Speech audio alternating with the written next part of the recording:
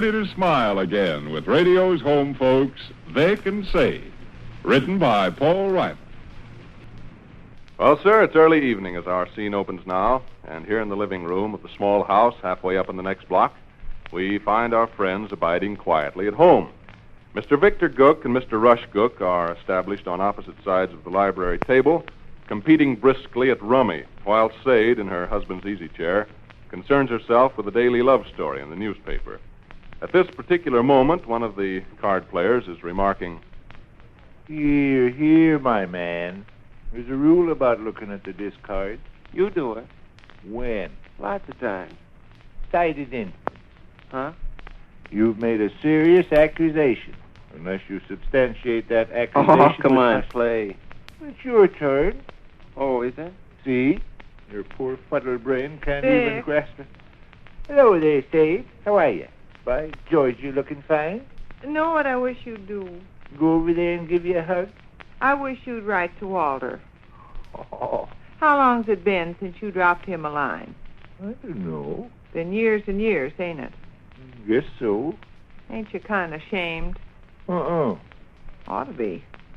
How long has it been since Walter dropped me a line? Well, that's different. Why? Walter's not a letter-writing fella. I am, huh? Sure.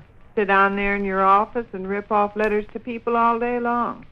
What the heck would I say? Oh, just some chatty little talky talk, Look here. maybe, about... Excuse me, Mom.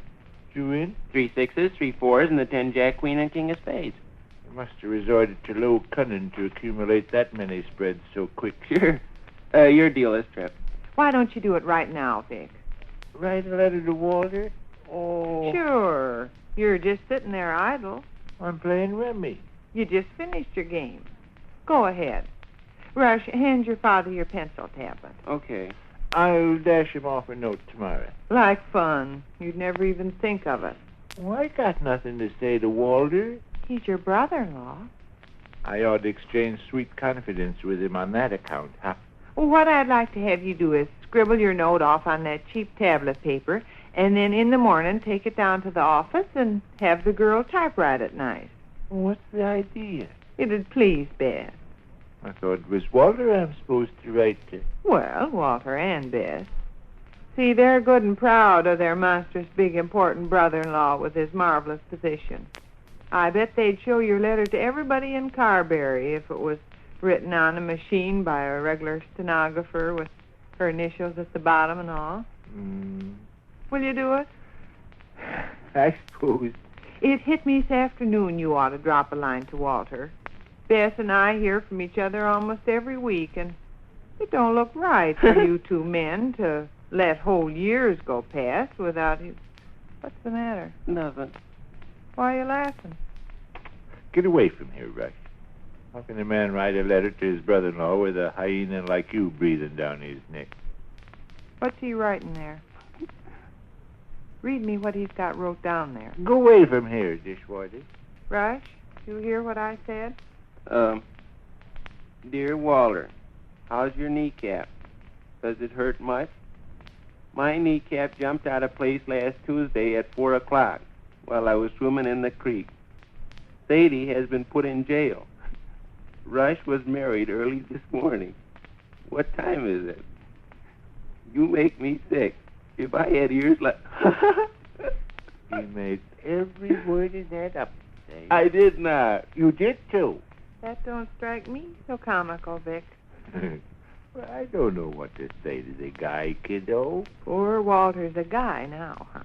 We got nothing in common. Just married sisters is all. Got that much in common.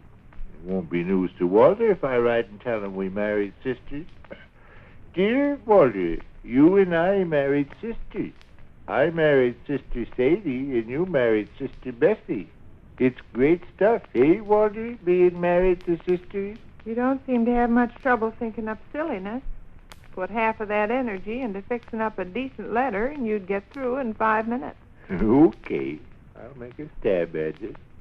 Instead of standing there grinning like a chessy cat, Rush, you might write a little note. Uncle Walter? Sure. You were included in the invitation. I just as soon drop my line. Hmm. I'll say, Dear Uncle Walter, how's your kneecap? Day before yesterday, I saw a horse fall down. He got up almost immediately, feeling none the wiser. Our garbage man don't wear socks. He claims You're a funny man, too, aren't you? Well, hey. Who was it give you a lovely silver dollar on your birthday? I wasn't allowed to spend it. Had to deposit it in the doggone... I can't get anywhere with this. Can't you? No. All day long you sit down in your office and dash off enormous big letters to fellas in the kitchenware company. Peculiar you can't write a few measly little words to your own brother-in-law. All I got is, Dear Walter, well, you old horse thief, you, how's tricks? I wouldn't even say that as a joke. What, horse thief? Yes. Walter might not understand. All right, we'll delete that. Now all I got is, Dear Walter. Not much of a letter. Put down little chatty talky talk. Such as what? Oh, business is fine. I suppose you read in the newspaper about this, that, and other things. Looks like big doings in Washington, D.C., with the Congress making different laws. You know. Mm-hmm. Tell about our neighbors that have been living next door 7 years, all of a sudden pulling up stakes and moving. You want to hear what I got? All right. Dear Uncle Walter, thought I would write and see how you are feeling. We are fine, and Gov's sore throat has let up considerable on the twinges. I expect you people are enjoying the warm weather. A good many of my personal friends have changed into their summer underwear. I am still wearing my winter underwear, but will probably discontinue the process in the course of the next few weeks. There is only a couple more months of school, and then we have vacation. Very nice. I think so. Comes right to the point. No beating around the bush. Say something about how eager your mother's looking forward to her visit in Carberry. Okay. See how this suits you. Mm-hmm. Dear Walter, business is fine. I suppose you read in the newspaper about this, that, and the other thing. Looks like big doings in Washington, D.C., with the Congress making different laws. Yours truly, Vic. I'd be ashamed. I put down what you told me to put down. I'd be ashamed. It's understated. I done the best Put that your I... tablet and fountain pen off to one side. Go ahead with your rummies. Shucks, a man I guess can't- Walter won't wither away and die just because his wonderful brother-in-law won't take 5 minutes of his valuable time. Tell me what to say, kiddo, and I'll say it. Go ahead with your rummies. No, by George, I'll do this if it kills me. Tell me what to say. What do you say to your friend Y.Y. Flirch when you write him letters? I say, Frater salute. Quies indum cluck agricola hunk. No, but what do you say? Oh, I don't know. Generally stuff about the lodge. Tell Walter about the lodge. He don't belong to Well, it. that don't hurt. Tell him you had a meeting. You'd sit down and dash off 40 pages to Y.Y. Flirch. When it comes to your own brother-in-law, you can't think of a word. Listen, Mom. Mm-hmm. Dear Uncle Walter, thought I would write and see how you are feeling. We are fine, and Gov's sore throat has let up considerable on the twinges. I expect you people You are... already read me that part.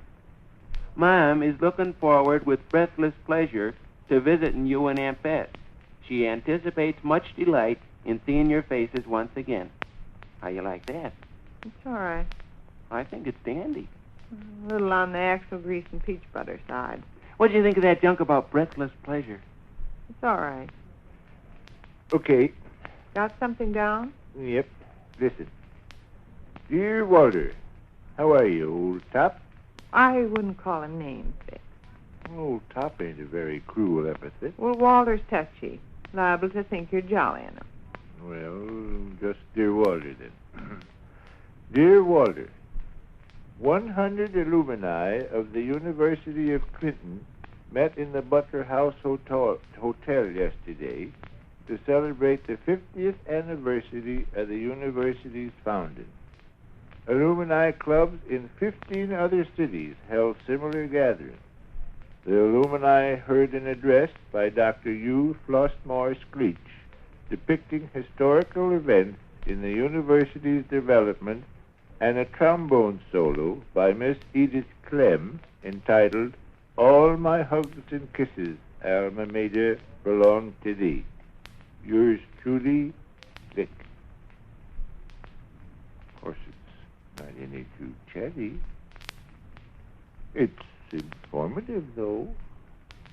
You copied that out of tonight's newspaper. What? You say I copied it out of Tonight's newspaper, yes. I read it myself. Kiddo, before you get hot under the collar, let me... Where you going? Upstairs. Not to bed. I may go to bed. Who cares? It's only 10 minutes past 8. That's so? Wait now, Sade. Tell you what I'll do. I'll write Walter the longest Lock the doors and fix the lights before you come up. I've gone to work and made your mother mad. Now I've got to write a letter to ease my conscience. Heck. Well, dear Walter.